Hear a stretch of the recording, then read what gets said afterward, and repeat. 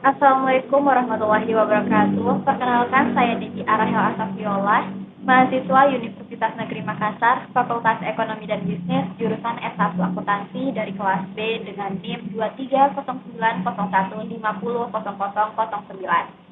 Pada kesempatan kali ini, saya akan membawakan materi dengan judul The Future of Accounting, Automasi dan Efisiensi Bisnis dengan Aplikasi Zahir.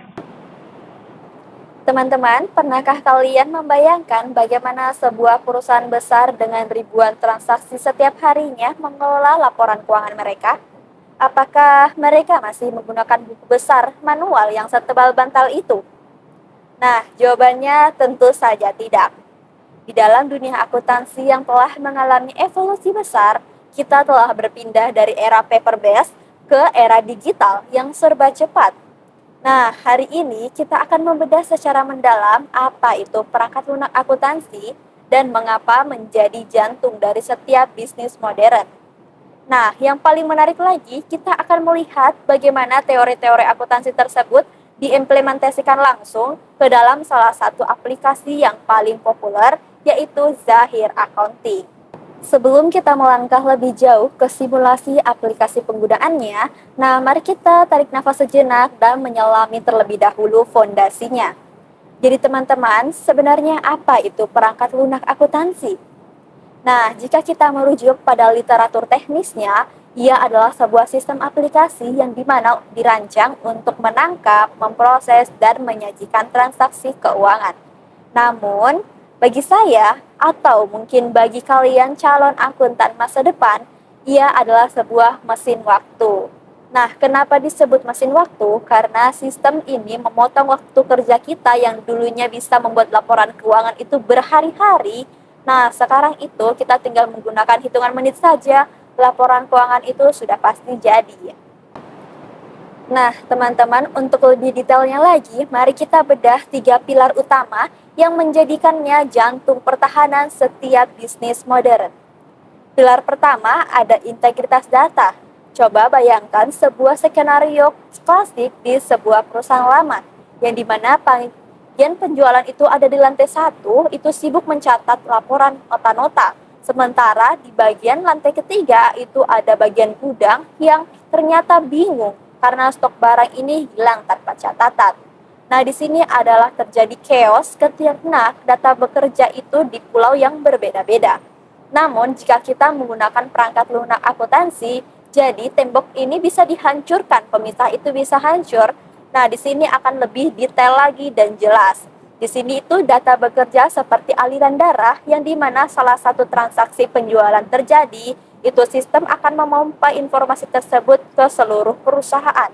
Jadi stok di gudang itu akan berkurang seketika ketika piutang pelanggan itu tercatat otomatis dan laporan penjualan itu terupdate saat itu juga.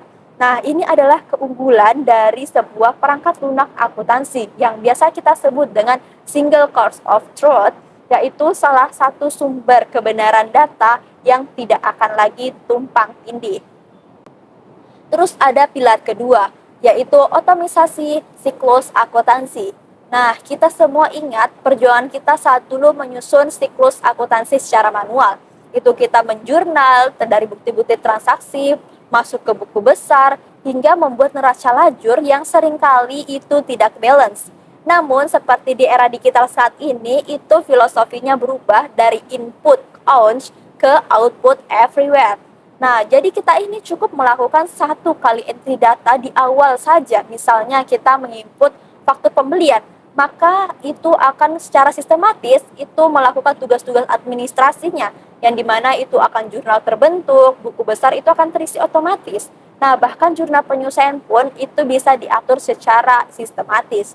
Hingga hasilnya laporan keuangan yang dari dulunya itu kadang tidak balance itu menjadi siap saji kapan saja, bukan hanya untuk di akhir bulan, tapi kita bisa akses keberlangsungan itu. Terus ada pilar terakhir, yaitu pilar ketiga. Nah, itu ada keamanan dan akurasi. Di sini, mari kita jujur sebagai manusia, kita juga punya yang namanya batas konsentrasi. Nah, salah menaruh angka 0 itu apalagi posisi debit kredit yang terbalik, itu mungkin bagi kita hal manusiawi. Tapi di dalam dunia bisnis itu bisa terjadi suatu masalah yang sangat fatal. Nah, hadirnya perangkat lunak akuntansi ini itu menjaga gawang yang lebih presisi. Selama logika kita menginput itunya benar, sistem itu akan terus memberikan hasil yang akurat. Nah, bahkan lebih dari itu, ada fitur-fitur yang krusial yang bernama audit trail. Jadi, setiap langkah yang kita ambil di dalam software tersebut itu meninggalkan jejak yang mana semuanya terekam. Siapa yang melakukannya, terus siapa yang menginput, jam berapanya, sehingga itu perubahan-perubahan sekecil apa itu terekam. Jadi, kita bisa meminimalisir yang namanya kecurangan. Nah, selain kecurangan itu, setiap soal akuntabilitas dan membangun kepercayaan itu dikuatkan oleh adanya perangkat lunak akuntansi ini. Jadi kita bisa meningkatkan namanya kepercayaan dari pemangku kepentingan. Nah, teman-teman, setelah 3 pilar tadi, apalagi di era industri 4.0 itu perangkat lunak akuntansi itu tidak lagi terkurung di dalam satu komputer kantor saja. Nah, hadirlah di sini ada lagi teknologi cloud computing, di mana data keuangan itu ada di atas awan. Jadi yang maksudnya itu manajemen bisa saja memantau laba perusahaan itu melalui ponsel pintar mereka sambil mengopi di rumah mereka. Jadi bisa diakses kapan saja. Nah, jadi itu akuntansi itu bukan lagi soal tumpukan kertas yang kita biasanya lihat di pojok ruangan, tapi akuntansi itu adalah data strategis yang real time, bersih, dan futuristik. Oke, teman-teman. Nah, di sini kita telah memahamikan bagaimana kuatnya peran perangkat lunak akuntansi dalam menyederhanakan siklus keuangan yang kompleks. Nah, pertanyaannya, apakah ada aplikasi yang mampu mewadahi semua kebutuhan tersebut dengan cara yang elegan namun tetap profesional? Jawabannya itu tentu ada, teman-teman. Ada beberapa aplikasi. Nah, hari ini saya akan mempraktekkan salah satu aplikasinya itu adalah Zahir Accounting. Jadi Zahir ini bukan hanya sekedar aplikasi pencatatan, tapi merupakan solusi manajemen bisnis yang telah dirancang untuk memenuhi berbagai standar akuntansi secara praktis. Nah, oke Mas, saatnya kita masuk ke praktek aplikasinya. Jadi di depan saya ini sudah ada beberapa dokumen transaksi dari PT Abrijaya. Nah, di sini saya sudah membuka aplikasi Zahirnya. Nah, sini kita coba simulasikan bagaimana transaksi-transaksi ini diproses dalam aplikasi tersebut.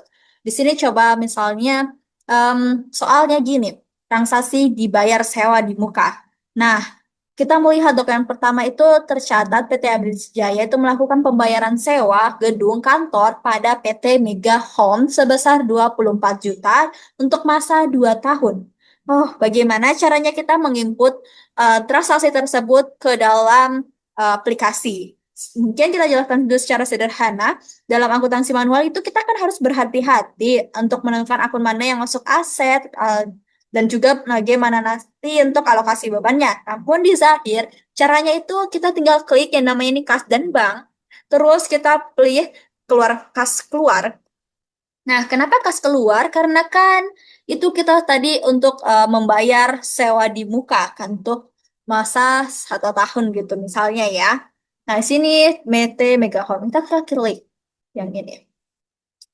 Nah, di sini cobalah kita lihat kas keluarga. Arus kas Bank BCA. Nah, kenapa bisa kita masukkan ke Bank BCA? Jadi kan ceritanya ini kalau lebih dari 1 juta, itu kita harus masukkan ke kas besar atau bahkan Bank BCA.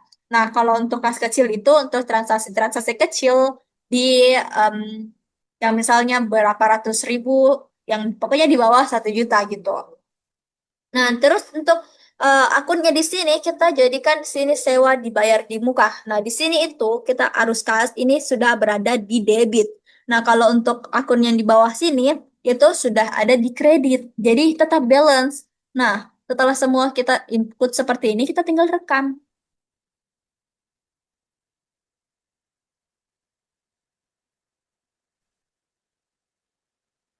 Kalau sudah kita klik rekam, coba kita lihat. Nah, ada jurnal vouchernya. Nah, di sini sudah langsung secara balance ada muncul yang namanya jurnalnya. Sewa dibayar di muka pada Bank BCA. Jadi kita sudah mengakui pendapatan sewa ini, bukan pendapatan, tapi pengeluaran ini untuk sewa dibayar muka kita sudah ada. Terus pengeluarannya kita itu di bank BCA gitu. Jadi balance antara debit dan kreditnya. Nah, jadi itu tadi yang disebutnya terkait em, kita tidak perlu lagi repot-repot menjurnal satu-satu. Oke, coba kita ke transaksi pembelian. Kalau pembelian kita tinggal klik ini aja. Nah, kita tinggal klik ini terus pilih invoice pembelian. Nah, di sini kita coba kita um, klik baru ya buat transaksi baru. Oke, kita pakai transaksi yang nah, misalnya transaksi 20. Nah, terus nama pemasoknya siapa ya?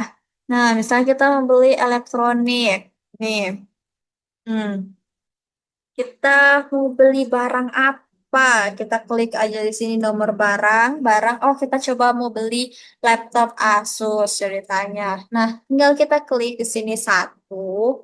Terus, misalnya kita beli satu kan, jadi di sini kita bikin invoice-nya satu. Nah, langsung terakumulasi ya. Kalau dua, bagaimana? Nah, harga juga otomatis berubah jadi total 10 juta. Jadi di sini itu pajak, misalnya kalau kita tidak pakai pajak, itu klik saja yang ini. Tapi kalau kita ada pajaknya 11%, itu pakai yang ini. Nah, jadi sini ada muncul harga total pajaknya, total salah pajak, dan saldo terutang. Jadi kalau kita kredit, secara kredit ini tetap ada term 2%, 10/30. Tapi kalau kita jasa, kita bayar tunai, langsung seperti ini. Jadi tidak terbeban lagi. Jadi coba kita rekam. Nah, kita rekam. Kita tadi beli yang ini. Kita cek lagi jurnalnya. Hmm. Jelas ada persediaan di debit, PPN masukkan di debit, dan juga bank BCA sebesar 11 juta di kredit. Ini jurnalnya. Nah, jadi kan sini nilai aset kita, peralatan itu bertambah, terus pajakan juga mencatat secara otomatis, dan bahkan ini kita secara tidak pula ribet-ribet menghitung manual lagi seperti dahulu. Nah, setelah coba kita transaksinya, kita ke laporan neraca. Nah, di sini neraca saja kan sebelum kita belum, nah sini belum misalnya belum tutup buku, kita tinggal buka, oh ternyata ini transaksi-transaksi kita. Kita lihat, nah tetap balance kan hasilnya, tetap balance. Daripada kita buat manual yang kadang tidak balance, menggunakan aplikasi ini sudah jelas balance, asalkan kita sesuai dengan strukturnya dan juga tidak asal-asalan memasukkan. Nah, bagaimana teman-teman setelah semua penjelasan saya terkait perangkat lunak akuntansi dan cara penggunaan salah satu aplikasinya tadi, yaitu Zahir, kesimpulan yang dapat saya buat di sini adalah penguasaan terhadap perangkat lunak akuntansi seperti Zahir tadi bukan lagi sebuah pilihan, melainkan sebuah keharusan bagi kita yang ingin terjun di dunia akuntansi dan juga dunia bisnis. Teknologi itu tidak hadir untuk menggantikan peran akuntan, tetapi teknologi hadir untuk memberikan kekuatan bagi akuntan untuk bekerja lebih cerdas, bukan lebih keras. Nah, semoga penjelasan saya tadi mengenai kaitan antara teori perangkat lunak akuntansi dan implementasinya di aplikasi Zahir tadi itu bermanfaat dan dapat menambah wawasan baru bagi teman-teman. Jangan lupa untuk terus bereksplorasi teknologi keuangan lainnya. Saya, Debbie Arahel Taviola, pamit undur diri. Terima kasih sudah menonton dan sampai jumpa di next video.